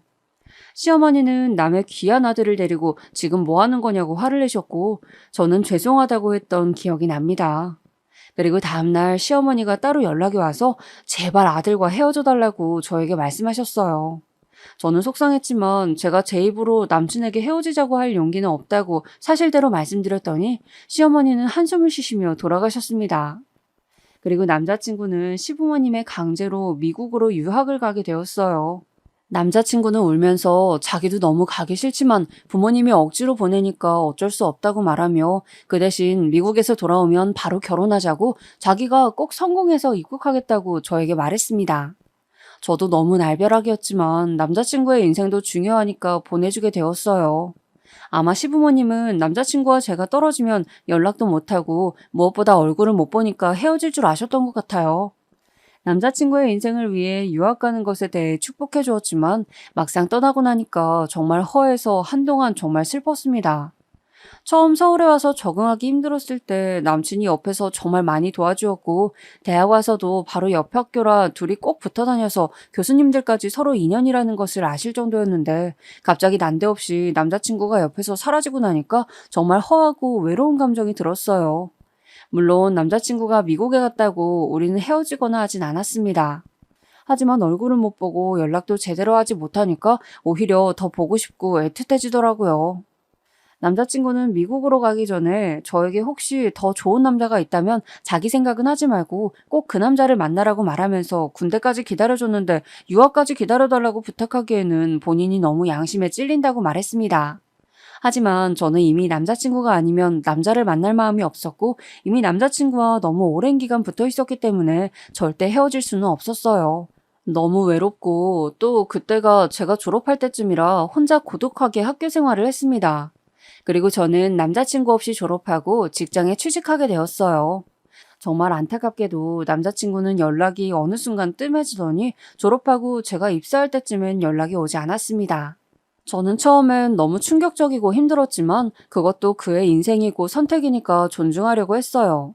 물론 다시 남자친구가 올 수도 있으니까 핸드폰 번호는 절대 바꾸지 않았습니다. 취직하고 자취했던 원룸을 정리하려고 갔는데 남자친구 흔적이 너무 많아서 치우는데 정말 많은 감정 소모를 했었던 기억이 나요. 둘이 정말 맨날 붙어 다녔기 때문에 원룸에는 남자친구 전공책도 있었고 둘이 주고받던 편지와 선물들도 그대로 있었습니다. 그것들을 차마 버릴 수 없어서 그대로 상자에 넣고 직장 근처에 자리 잡은 원룸에 그대로 두었어요. 남자친구가 새로운 여자친구를 만나서 결혼하더라도 나중에 찾아올 수 있으니까 그때 전해주려고 했었습니다. 그렇게 저는 직장에 다니고 있었고 언니랑 오빠는 저에게 새로 남자를 소개해주겠다고 했지만 저는 받지 않았어요. 연락은 끊겼지만 뭔가 남자친구가 저를 찾아올 것 같은 기분이 들었기 때문이에요.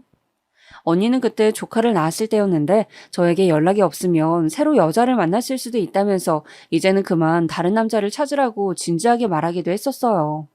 하지만 저는 정말로 남자친구가 저를 찾아올 것 같은 기분이 들어서 다른 사람은 만나지 못했고 또 만나려고 노력을 안 해본 것은 아니지만 남자친구가 오히려 더 생각이 나서 만날 수가 없었습니다. 그러다 제가 다니던 회사가 사정이 안 좋아서 구조조정을 하게 되었는데 신입이었던 저는 그대로 실직하게 되었어요. 저는 그때 심적으로 너무 힘들었고 남자친구는 여전히 연락이 오지 않았기 때문에 그대로 엄마가 계신 시골로 내려가게 되었습니다. 다시 취업하기까지 한 달 정도만 쉬려고 내려갔는데 제가 너무 힘들어하니까 엄마도 다른 남자를 만나라고 하셨어요. 저도 머리로는 그러고 싶었지만 도저히 다른 남자를 만날 수가 없었습니다. 만나려고 노력도 해봤지만 번번이 실패하게 되었어요. 오히려 만날수록 남자친구 생각이 더 커지게 되었죠. 그렇게 저는 시골에 내려가서 엄마와 같이 어릴 때처럼 요리도 하고 산책도 하고 밭도 가꾸면서 마음의 치유를 하고 지내고 있었는데 갑자기 오빠에게 연락이 왔습니다. 여보세요? 오빠 무슨 일이야? 은영아, 현철이 한국 왔어. 지금 우리 가게로 왔어. 나 정말 깜짝 놀랐어. 너 찾길래 전화한 거야. 저는 사람이 너무 놀라면 아무 말도 할 수 없다는 사실을 그때 알게 되었습니다. 제가 그렇게 원하던 남자친구의 연락이었는데 저는 순간 온몸에 소름이 돋고 아무 말도 할 수가 없었어요. 제가 말이 없자 오히려 오빠가 듣고 있는 거냐고 물었고 그 순간 남자친구가 제 이름을 불렀습니다. 은영아, 나야. 늦게 연락해서 너무 미안해. 정말 너무 미안해. 그동안 사정이 있었어. 저는 진짜 드라마에 나오는 주인공처럼 길거리에 주저앉아 울 수밖에 없었어요. 그리고 저도 전화로 지금 엄마를 보러 시골에 내려와 있다고 설명하니 남자친구는 본인이 바로 시골로 오겠다고 했고 정말 그날 밤 남자친구는 고속버스를 타고 시골에 왔습니다. 저는 그날 아침까지만 해도 남자친구와 다시 만날 거라고는 전혀 생각을 하지 못했는데 막차 버스를 타고 내리는 남자친구를 보고 석상처럼 굳어서 아무 말도 하지 못했습니다. 남자친구는 저에게 다가와서 저를 안았는데 저는 몇 년 만에 본 남자친구여서 정말 현실이 믿기지 않고 동시에 왜 그동안 연락이 없었던 건지 원망스럽더라고요. 그래서 우리 집으로 가는 길에 얘기를 들었는데 듣고 보니까 정말 놀라웠습니다. 시어머니가 남자친구가 미국에 가서도 저와 연락하는 것을 알고 남자친구에게 저에게 새로 남자가 생겼다고 말했다고 하더라고요. 그러면서 저와 연락하지 말라고 핸드폰도 바꾸게 하고 제가 이미 다른 남자 생겨서 결혼할 것 같으니까 하지 말라고 했다고 했습니다. 남자친구도 당연히 처음엔 그 말을 믿지 않았는데 시어머니는 나중에는 학비와 생활비 얘기를 하시며 저와 연락하면 지원을 끊겠다고 알아서 미국에서 살라고 하셨다는 겁니다. 남자친구는 제 얘기가 나오면 부모님과 자꾸 다툼이 일어나니까 차라리 자기가 빨리 성공해서 능력을 키우고 한국에 돌아간다고 생각했습니다. 그러면서 저에게 연락하고 싶었지만 생각해보니 그것도 저에게 못할 짓이라고 생각이 들었다고 하더라고요. 차라리 자기를 잊고 행복하게 살고 있다는 게 오히려 저한테 더 나은 것이라 생각이 들었다고 했습니다. 그래서 무사히 학교를 졸업하고 한국에 왔는데 그래도 인사는 하고 싶어서 제 자취방으로 갔는데 저는 이미 졸업하고 이사 갔기 때문에 그 원룸에는 제가 거기 없었죠. 마지막으로 인사를 하고 싶어서 오빠가 하고 있던 가게에 갔더니 오빠가 반갑게 맞아줘서 고마웠다고 하더라고요. 남자친구가 조심스럽게 저에 대해서 얘기를 물어보려고 했는데 오빠가 먼저 나서서 은영이가 널 얼마나 그리워했는지 아냐고 했다고 하더라고요. 남자친구가 묻기도 전에 오빠가 제가 그동안 남자를 안 만나고 있었다, 연락을 기다리고 있다 등등 얘기를 했고 남자친구는 그 소리를 듣고 속으로 정말 다행이라고 생각이 든과 동시에 미안한 마음이 들었다고 했습니다. 그렇게 울고 웃으며 집까지 걸어가는 동안 많은 얘기를 했고 몇 년 만에 본 남자친구는 정말 원래도 멋있었지만 훨씬 더 듬직한 모습으로 제 앞에 나타났습니다. 그리고 엄마에게 가서 둘이 인사하는데 엄마도 너무 반가워하셨고 남자친구는 엄마에게 연락 못해서 죄송하다고 사과하고 엄마는 괜찮다고 뭐가 미안하냐고 하시고 정말 행복한 밤을 보냈습니다. 셋이 많은 얘기를 하느라 잠도 제대로 자지 못했어요. 그리고 남은 얘기는 남자친구와 진지하게 다음날 얘기를 하는데 저는 제가 취직을 했었지만 회사 사정이 안 좋아서 지금 새로 일을 구하고 있다고 사실대로 얘기했고 남자친구는 진심으로 저를 위로해 주었어요. 그러면서 본인이 미국에서 열심히 공부했기 때문에 미래는 걱정하지 말라고 이제 정말 결혼하자고 하더라고요. 저는 정말 너무 행복했고 남자친구와 드디어 결혼할 수 있는 건가 생각이 들었지만 동시에 시댁에 대한 걱정과 우려도 생겼습니다. 왜냐하면 남자친구가 강제로 미국에 간 이유도 시부모님이 제가 시골 출신이고 또 아버지도 안 계시니까 저와 만나지 말라고 보낸 거였는데 과연 미국까지 가서 유학하고 돌아온 남자친구와 저를 결혼 허락을 과연 해줄지 걱정이 되었습니다. 결혼은 현실이고 또 그렇게 반대를 많이 하셨으니 자신도 없었어요. 제가 사실대로 남자친구에게 터놓자 남자친구는 자기도 그게 정말 걱정이었지만 그래도 자기가 잘 말해보겠다고 자기를 믿으라고 말하고 홀로 서울로 가게 되었습니다. 그렇게 남자친구는 서울로 가고 저는 시골에 계속 남아 있었는데 갑자기 오빠에게 전화가 와서 받았더니 정말 황당한 얘기를 듣게 되었어요. 바로 시어머니가 오빠 가게까지 찾아가서 제발 자기 아들을 놔달라고 했다는 거예요. 사실 제가 그동안 시어머니가 저를 마음에 들어하지 않는다고 가족들에게 터놓고 있지 않았었는데 오빠는 시어머니가 가게에 찾아오니까 너무 당황스럽다고 저에게 말했습니다. 저는 피하지 않고 남자친구와 같이 시부모님께 말해야겠다고 생각해서 서울로 가서 시부모님을 배웠는데 정말 시부모님은 예전보다 훨씬 강경하게 반대하셨습니다. 정말 쉽지 않았어요. 어머니, 저 정말 은영이와 결혼하고 싶어요. 고등학교 때부터 제가 말씀드렸잖아요. 안 된다. 절대 안 돼. 너 정도면 훨씬 좋은 여자 만날 수 있어. 우리가 지금 안 그래도 알아보고 있으니까 가만히 있어. 조건 좋은 여자 널리고 널렸는데 도대체 왜 이러니? 아버지, 은영이처럼 착하고 예쁘고 성실한 사람 없어요. 아가씨도 생각이 있으면 아가씨가 내 아들 놔줘요. 부탁이에요. 저는 정말 남자친구만 생각하면 당연히 결혼하고 싶었지만 저렇게 반대하는 집안과 결혼을 해야 할까 생각도 들었습니다. 언니에게 이 얘기를 했더니 언니는 왜 제가 그런 집안에 시집을 가야 하냐고 속상하다고 울기도 했어요. 만약 엄마가 하시면 얼마나 속상하겠냐고 저에게 남자친구와 헤어지고 새로운 좋은 집안의 남자를 만나라고 했습니다. 저는 남자친구에게 이렇게 반대가 심하고 결혼 허락을 몇 년에 걸쳐서 받고 있는데 이게 너무 지친다고 말했고 헤어지자고 결국 말하게 되었습니다. 저도 사람이니까 저를 반기지 않는 사람과 계속 마주하는 게 심적으로 정말 많이 힘들었기 때문이에요.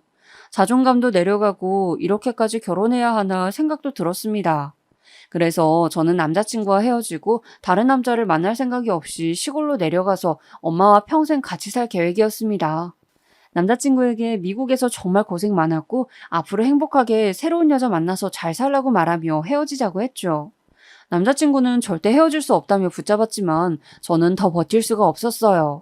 일방적으로 이제 제가 연락을 끊었고 저는 시골로 내려가게 되었습니다. 남자친구가 저를 찾아 시골에 오기도 했지만 저는 남자친구가 집으로 찾아오면 자리를 피했고 절대 마주하지 않았어요. 너무 힘들어서 혼자 얼마나 울었는지 몰라요. 그런데 그렇게 힘든 시기를 보내고 있는데 어느 날 몸이 너무 안 좋아서 동네 의원에 갔더니 의사가 저에게 임신한 것 같다고 하더라고요. 저는 너무 놀라서 바로 시내로 가서 검사를 해봤더니 정말 임신했다는 소식을 듣게 되었고 고민에 빠지게 되었습니다. 이것을 남자친구에게 말을 해야 할지 말아야 할지 몰래 지워야 하는지 걱정이 되어서 잠도 제대로 자지 못했어요. 당연히 엄마나 언니에게도 말하지 못하고 혼자 며칠을 고민에 빠졌습니다. 그래도 말은 해야 한다고 생각이 들어 전화기를 들어도 차마 번호를 누르지 못하겠더라고요. 그렇다고 지워야겠다 생각하니 또 그러지도 못했습니다.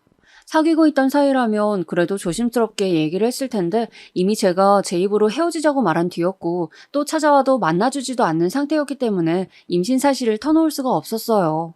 제가 너무 힘들어하니까 그게 겉으로도 티가 났는지 엄마가 무슨 일이 있는 거냐고 물으셨고 저는 그래도 터놓지 못했습니다. 그냥 남자친구와 헤어져서 힘들다고 말하긴 했는데 제가 잠도 못 자고 먹지도 못하니까 엄마는 남자친구에게 저 몰래 연락해서 남자친구가 시골로 내려오게 되었습니다. 저는 남자친구 얼굴을 보고 그동안 참아왔던 게 터져서 붙잡고 울면서 결국 임신 사실을 알리게 되었죠. 남자친구는 처음에는 굉장히 당황했지만 나중엔 오히려 잘 됐다고 하면서 아이를 빌미로 결혼하자고 저에게 말했어요.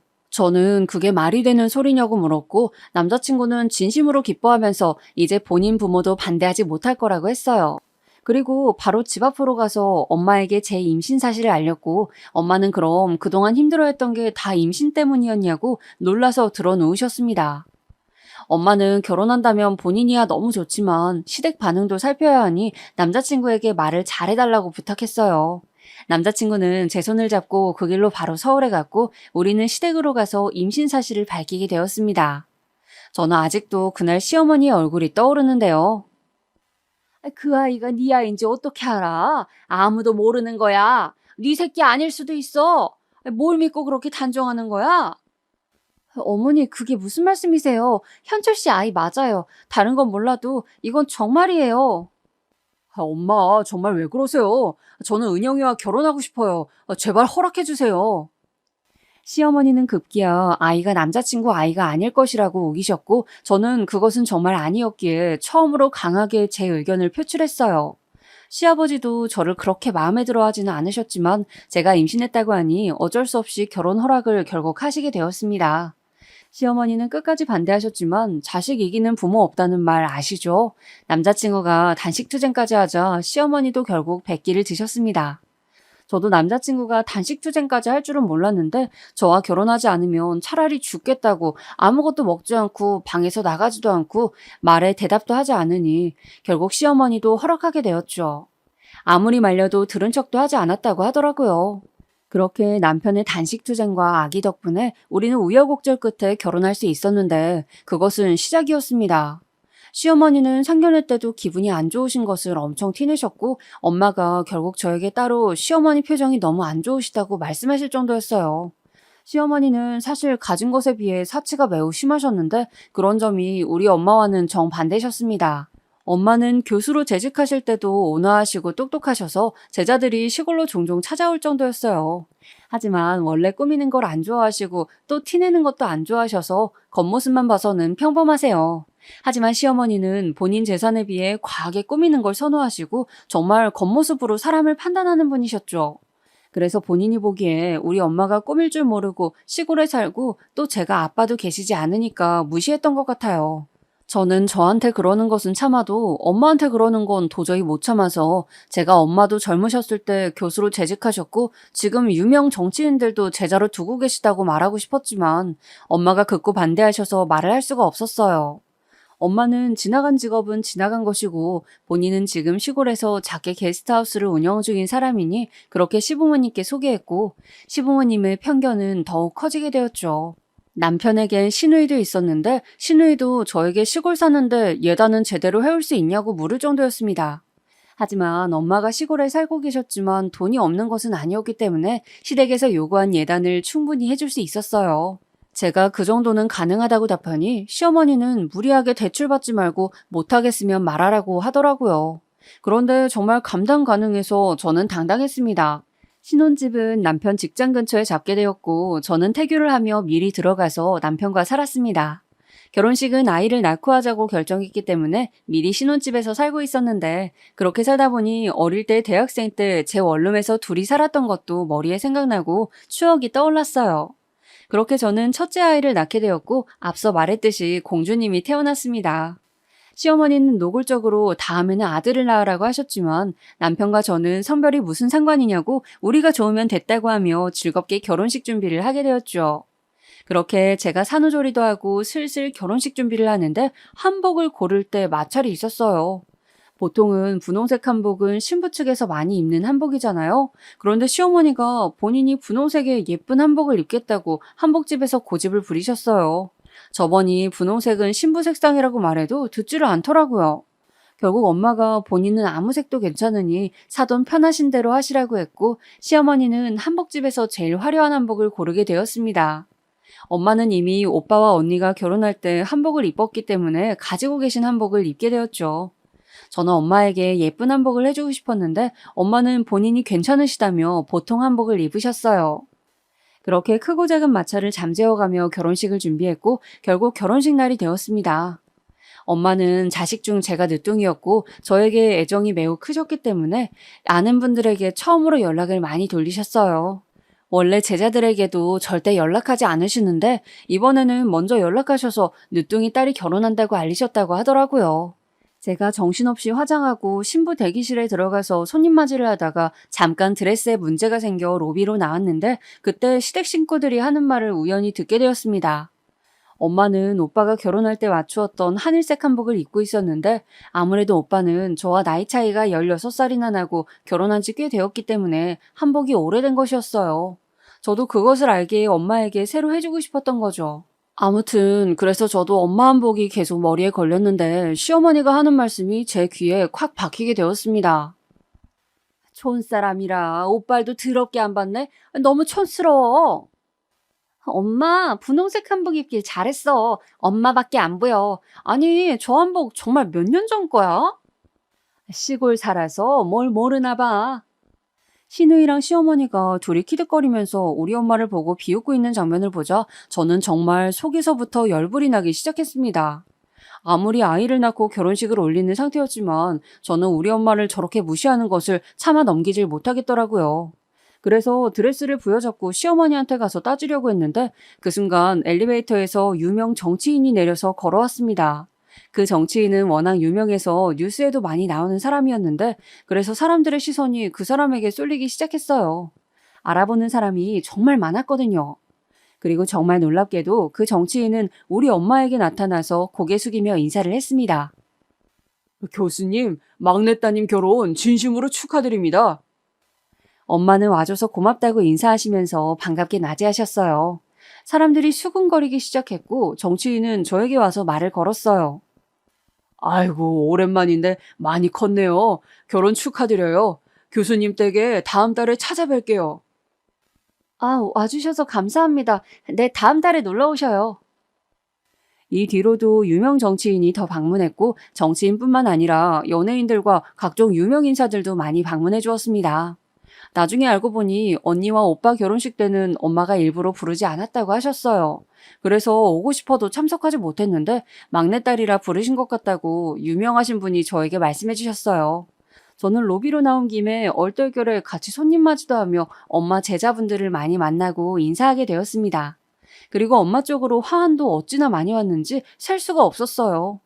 시어머니가 결혼 전에 저에게 본인 집이 워낙 인맥이 많아서 화환 개수가 차이 날 수도 있다고 했는데 오히려 우리 집 화환이 너무 많아서 시댁 쪽으로 침범하기까지 했습니다. 제가 그렇게 손님 맞이를 하고 결혼식을 올리는 도중에 시댁 쪽을 보니까 아무 말도 못하고 얼굴이 새파랗게 질려 있더라고요. 그렇게 보이는 것에 열심히 집착하는 사람들이니 얼마나 창피했겠어요.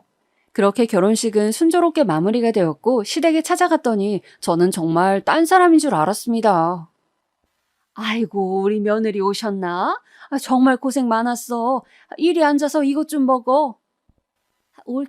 올케가 좋아한대서 이거 우리가 만들어놨어. 저는 정말 시어머니한테 저런 목소리가 있는 줄 처음 알았습니다. 결혼식 이후로 시어머니는 노골적으로 저에게 잘해주셨어요. 본인 아들을 저와 결혼시킬 수 없다며 미국까지 보냈던 사람이 맞는 걸까 의심이 들 정도로 저에게 우리 며느리 새아가 하면서 잘해주셨죠. 그러면서 사돈이 교수님이셨으면 미리 말하지 그랬냐? 그러면 서로 오해 없이 순조롭게 진행되지 않았겠냐고 하셨어요. 저는 그 말을 듣고 어이가 없었지만 겉으로 티내진 않았습니다. 엄마가 어릴 때부터 벼는 익을수록 고개를 숙이라는 말을 저에게 하시기도 했고 무엇보다 큰 소리를 내는 것을 별로 좋아하지 않는 분이셨거든요. 그리고 결과만 본다면 덕분에 시부모님은 저에게 결혼식 이후로 꼼짝 못하셔서 오히려 방해 없이 남편과 잘 살고 있답니다. 남편도 시부모님이 저에게 다른 소리를 하지 못하게 입단속을 철저히 해주고 있고요. 남편은 미국 학위를 이용해서 국내에서 알아주는 회사에 취직했고 저는 결혼식 이후에 둘째 아이를 가졌어요. 첫째도 공주였지만 둘째도 공주님이어서 현재는 자매를 키우고 있습니다.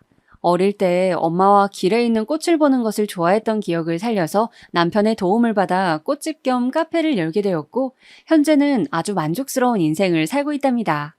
공주들과 시골에 내려가면 공기 좋은 친정집에서 어릴 때 기억을 살려서 남편과 여유롭게 보내기도 하는데 얼마나 즐거운지 모르겠어요. 종종 엄마 제자분들이 찾아오시면 기분 좋은 대화를 나누기도 하고요. 또 여름에 언니와 오빠들이 조카를 데리고 내려오면 다 같이 우리가 어릴 때 그랬던 것처럼 즐겁게 개울가에 가서 놀기도 하고 과일도 먹으면서 행복하게 지내고 있답니다. 사실 언니는 시댁에서 저를 반대했던 것 때문에 남편을 약간 미워하기도 했었는데 남편이 저에게 워낙 잘하고 또 시댁이 우리 집이 교수 집안이라는 것을 알고 나서 정말 조용해져서 이제는 남편을 오히려 마음에 들어 하더라고요. 돌이켜보면 정말 결혼식 전까지는 마음고생도 많이 하고 속상했던 날들이 많았는데 비온 뒤 맑음이라고 하죠? 정말 결혼식 이후에는 이래도 되나 싶을 정도로 좋은 일들만 일어나더라고요. 그래서 저는 앞으로도 저에게 힘든 시기가 있다면 나중에 꼭 더 좋은 일이 생길 것이라고 스스로 생각하면서 살고 있답니다. 시댁은 저를 그렇게 반대하셨지만 엄마가 교수님이셨던 것과 그것도 제자들이 각자 한 자리씩 하고 있다는 것을 알고 나서 저에게 극진히 대해주기 시작했어요. 정말 나를 그렇게 반대하던 사람들이 맞는지 의심스럽지만 남편이 아주 든든하게 제 편이라 걱정 없이 지내고 있습니다. 제 사연은 여기까지입니다. 제 얘기를 들어주셔서 정말 감사합니다. 오늘 제 사연을 듣는 분 중에 인생에서 힘든 시기를 보내시는 분들도 많으실 텐데 제 사연을 생각하시면서 안 좋은 일이 있어도 나중에 더 좋은 일이 생기려고 일어나 보다 생각하시길 바라요.